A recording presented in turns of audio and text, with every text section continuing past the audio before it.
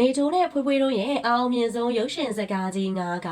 ပရိသတ်များအားလုံးပဲမင်္ဂလာပါရှင်။စမ်းကြည့်ပါ page ကနေပြီးတော့ပြန်လည်ကြိုဆိုလိုက်ပါရယ်။နေတိုးနဲ့ဖွေးဖွေးတို့ကအနုပညာလောကရဲ့နာမည်ကြီးထိပ်တန်းအနုပညာရှင်2ယောက်ဆိုရင်လည်းမမှားပါဘူး။သူတို့2ယောက်တွဲဆက်လိုက်တဲ့အချိန်မှာအိုင်ဒန်တွေကပို့ပြီးတော့ပြည်ပြင်ရသလိုထိမိတဲ့အတွက်ပရိသတ်တွေကအကြိုက်တွေ့ကြပါရယ်။သူတို့2ယောက်တွဲဖက်သရုပ်ဆောင်ထားပြီးတော့ရှုံချင်းဝင်ဝင်အကောင်းဆုံးဖြစ်ခဲ့တဲ့ရုပ်ရှင်ဇာတ်ကားကြီးတွေကလည်းတဟုန်တိုးကိုအောင်မြင်ခဲ့ကြတာဖြစ်ပါရယ်။ဘယ်ဇာတ်ကားတွေဖြစ်မလဲဆိုတာဒီဗီဒီယိုလေးထဲမှာလေ့လာကြည့်ရှုကြည့်ကြပါစို့လားရှင်။နံပါတ်1ကျွန်မနင်းစီပါမောင်ပရိသတ်များရှင်ကျွန်မနင်းစီပါမောင်ရုပ်ရှင်ဇာတ်ကားက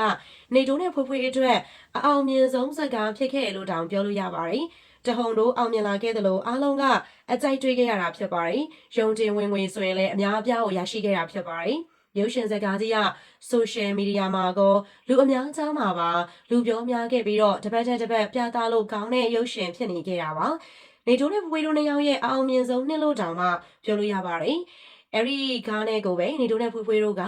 ဒါအစချီလိုက်ရနေပြီးတော့နောက်ပိုင်းမှာသူတို့နှစ်ယောက်အပြင်မှာပါရှစ်ကြတဲ့သူတွေရှိကြတာပါနှစ်ယောက်လုံးကတရုပ်ဆောင်တဲ့နေရာမှာပညာသားပါတရုပ်ဆောင်သလိုပါနဲ့မှုလည်းပြေးသွားကြပါတယ်ဒါအပြင်အဲ့ဒီရုပ်ရှင်ကဖွေးဖွေးအတွက်ဒုတိယမြောက်အကယ်ဒမီဆုကြီးကိုပါအရယူပေးနိုင်ခဲ့တဲ့အထိအောင်မြင်ခဲ့ရလဲဖြစ်ပါတယ်နံပါတ်1မုံဆွေကလည်းသူတို့နှစ်ယောက်ကန်ဆက်တဲ့ရုပ်ရှင်ဇာတ်ကားဖြစ်တယ်လို့အောင်မြင်မှုကလည်းအမှန်ခံပါပဲဘာသာရေးကိုအခြေခံထားတဲ့မုံဆွေရုပ်ရှင်ကရုပ်ရှင်သမိုင်းမှာတော့သမိုင်းကောင်းတစ်ခုဖြစ်ခဲ့ပါတယ်။ quality လည်းပြေးသွားတဲ့အတွက်အားလုံးကအကြိုက်တွေ့ခဲ့ကြတာဖြစ်ပါတယ်။မုံဆွဲမှာဖွေးဖွေးနဲ့နေတိုးတို့ကတွဲဖက်နေတဲ့တရုပ်ဆောင်ရတာမဟုတ်ပဲအမေနဲ့သားဖြစ်နေတာပါ။အမေနဲ့သားအဖြစ်ထူးခြားစွာတရုပ်ဆောင်ထားပေမဲ့လည်းလိုက်ဖက်နေတာဖြစ်ပါတယ်။မုံဆွဲရုပ်ရှင်ဇာတ်ကားကရုံတင်ဝင်ရဆိုရင်လည်းတော်တော်လေးကိုအောင်မြင်ခဲ့ပါတယ်။နံပါတ်3သူပေးရဲ့ကြီးစွန်များရုပ်ရှင်စကားကြီးကလူငယ်တွေကြားမှာဟိုးလေးတကြော်ဖြစ်ခဲ့တဲ့ရုပ်ရှင်ဆိုလည်းမမှားပါဘူး။နေတို့စဆိုင်ခန်းလိုက်ဖွေးဖွေးတို့လိုနာမည်ကြီးတွေရိုက်ခဲ့တာမို့ဇလန်ကတကယ်ကိုအောင်မြင်ခဲ့တဲ့စကားရတခန်းချင်းစီကအောင်မြင်သလိုဒိုင်ယာလော့တွေကအစပေါက်ခဲ့တာပဲဖြစ်ပါတယ်။နံပါတ်5မတန်မရ